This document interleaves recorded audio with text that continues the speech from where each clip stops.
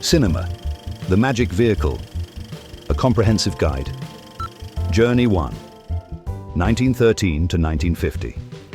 Today, we are strapping in for a fascinating journey back to the foundations of Hollywood, really, landing squarely in 1919. Yeah, 1919, a key year. Our mission is to understand a really pivotal moment in silent film history, and we're doing it through the lens of a remarkable historical source. Cinema, the magic vehicle. Now, this book, it isn't just, a collection of film reviews. It's much more a comprehensive history spanning 1913 all the way to 1981. It's incredibly thorough. And it promises to show us how political, social, cultural events, how they directly influenced early cinema. So we're using it as our guide sort of to conduct this deep analysis, blending history, business, and raw cinematic emotion.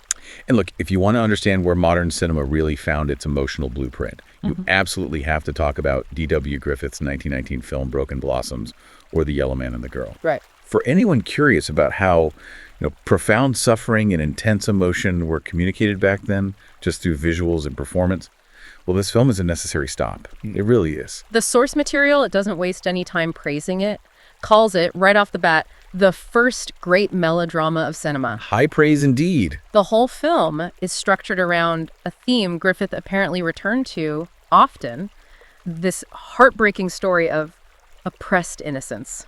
But, okay, before we get right into the plot, we probably need some context. Where was Griffith in 1919? What was going on? Well, he was in a transitional period, almost precarious, you could say. The sources describe the years leading up to Broken Blossoms as lean years. Lean years. Yeah. After Birth of a Nation and Intolerance, those were massive. Exactly. Following those immense, sprawling, and frankly, historically controversial epics. Yeah. He was, for a time, making what our source calls cloyingly sentimental films. Kind of trying to find his footing again after those huge productions. Ah, okay. So this film, Broken Blossoms, was a calculated pivot then. Seems like it. But it wasn't just a creative turning point, was it? It was also something revolutionary happening in the boardroom.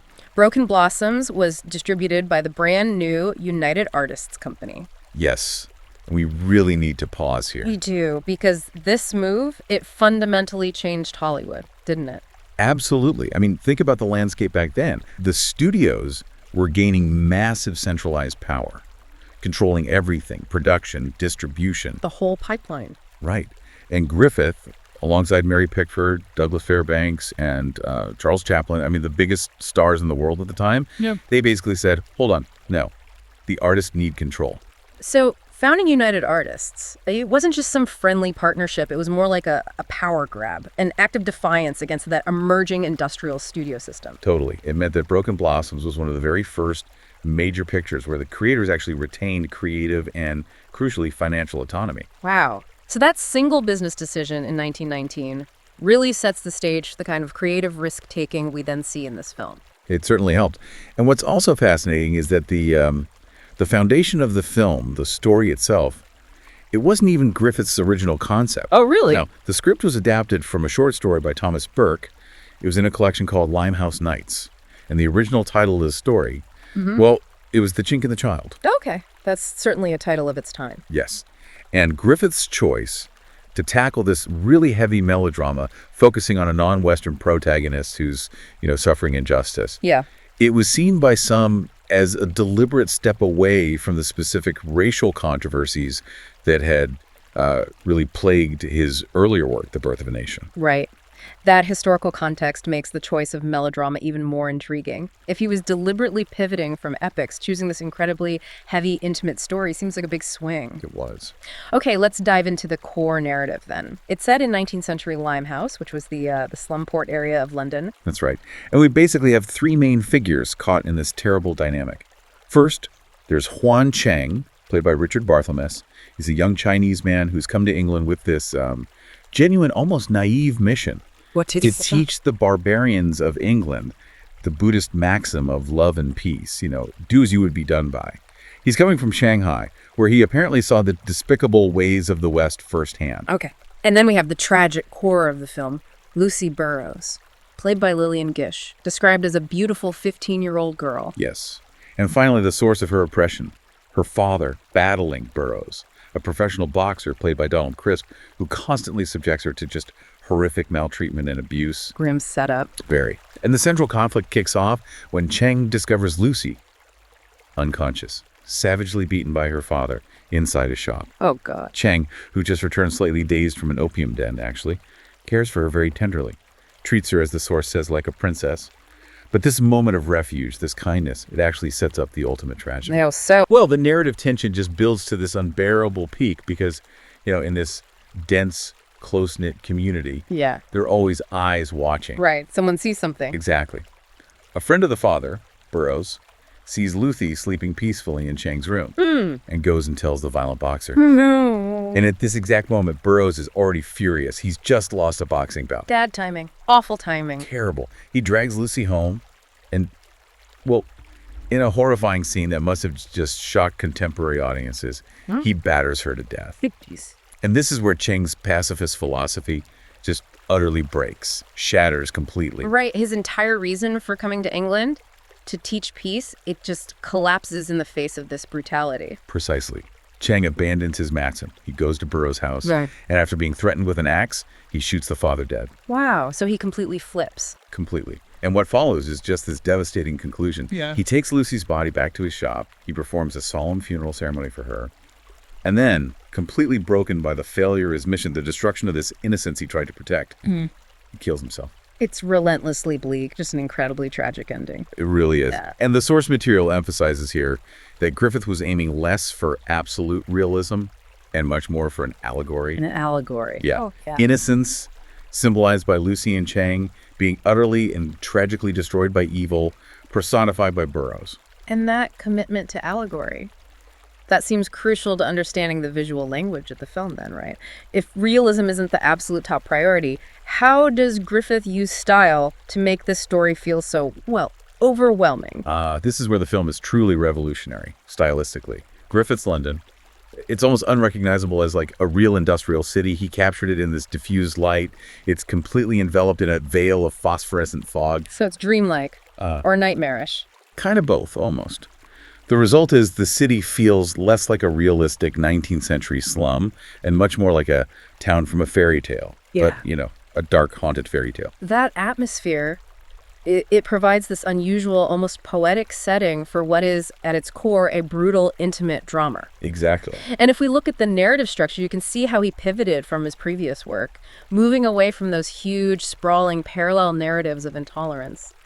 This story is told, as the source puts it, with the campaigning passion of a Dickens novel, using a straight, linear development. Yeah, the contrast is key. Intolerance was structurally just massive, episodic. Broken Blossoms is focused, it's restrained, intimate.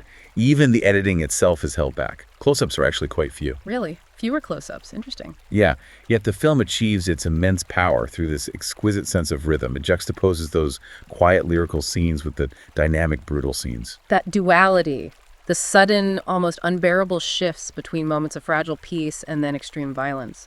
That sounds like the essence of melodrama right there. It is. And there's a wonderful quote from a contemporary critic mentioned in the book. They said that in Breaking Blossoms, Griffith showed himself to be a master, not only of the shout, but also of the whisper. Not only the shout, but also of the whisper. I like that. It captures that dynamic range. It really does. And the whispers, they are absolutely carried by the performances. Yeah. You really cannot overstate the impact of Lillian Gish's work here. The book really highlights her, doesn't it? Oh, yeah. It's noted as one of her unforgettable pastel roles, which essentially cemented her status as the defining female star of silent cinema, the subtle vulnerability, the way she physically conveys fear and meekness without uttering a single word. I mean, that must have been truly revolutionary to watch back then. And Richard Barthelmess as Cheng, he gets praised too. Yes, equally praised. He appears almost spiritually united with Cheng's brittle personality. It's clear that the acting really elevates the entire allegory, giving these symbolic characters genuine human weight, despite the allegorical intent. Okay, but this analysis brings us to the nuance of critique, because even though it was a sensation, a huge success, the source material argues that the film falls just short. It doesn't quite reach being an immaculate masterpiece. Right. And we need to sort of unpack why that is, according to this analysis. So what held it back? What prevented it from reaching that absolute pinnacle of cinematic art in the eyes of this critic? Well, the book points out a distinct structural tension, a kind of lack of balance that, it argues, compromises the film's ultimate message. The characters are sort of pulled in two different directions. Oh, so? Exactly. On one hand, you have the overly realist portrayal of the characters by Gish and Barthelmess. I mean, they make them feel like real suffering human beings. You connect with them. Okay. But this very realism clashes sharply with their intended symbolic purpose. Yeah. Lucy and Cheng representing pure, abstract innocence. Ah, I see. So if they're meant to be symbols of innocence, the book suggests their very human behavior, their reactions, kind of undercut the allegory. That's the argument. Specifically, their meek submissiveness. It's maintained for so long, until it's far, far too late. If they truly represent pure virtue, the critique implies, why do they wait so long to act, or to resist the evil embodied by Burrows? That's a deep analytical point. So the critique isn't just about the ending, but about their characterization throughout. Yes. The critique states that this submissiveness, coupled with the occasionally solemn and naive captions, the intertitles, it prevents more complex matters from being expressed. It's like in trying to make a very clear, pure moral statement, Griffith sacrifices a degree of psychological complexity. Okay, so the critique isn't saying the film is bad, not at all. It's saying it's perhaps too pure, too committed to the allegory. It achieves its emotional goal, making the audience weep for destroyed innocence, but maybe fails to explore the messy, complex reality of human endurance or agency within that brutal slum environment. Precisely. That's a good way to put it. If Griffith had maybe shifted the balance slightly, allowing the characters more agency, maybe more resistance earlier on, to match their powerful human portrayals, the film might have achieved that undisputed, top-tier masterpiece status. But that very commitment to allegorical purity, ironically, held it back slightly from being a fully rounded, psychologically complex drama, according to this view. So wrapping up, what does this all mean for its final legacy? Given that tension, that critique, Yeah. why is Broken Blossoms still considered essential viewing, over a century later? Well, the conclusion in the source remains overwhelmingly positive, despite the critique. It says that even with these issues of structural tension, within its admittedly narrow thematic frame, the film is still a magnetic and pure sonata of the cinema of emotions. Sonata of the Cinema of Emotions, that's quite poetic. Isn't it? It's seen as an absolute triumph of mood, of atmosphere, and feeling. It demonstrated the profound expressive capabilities of the silent form like few films had before. So that's really the definitive takeaway for you, the listener. Broken Blossoms encapsulates the incredible emotional power of the silent era. It marks a major artistic pivot for D.W. Griffith, and also a defining business turning point with the founding of United Artists. It's truly a foundational text of cinematic storytelling. Absolutely. And maybe if we connect this specific critique to the bigger picture, it raises an interesting question for us today, doesn't it? Go on. We see how early critics, even way back in 1919, were already wrestling with this tension. The tension between a film's clear message, its allegory, and its realism, the nuanced portrayal of its characters.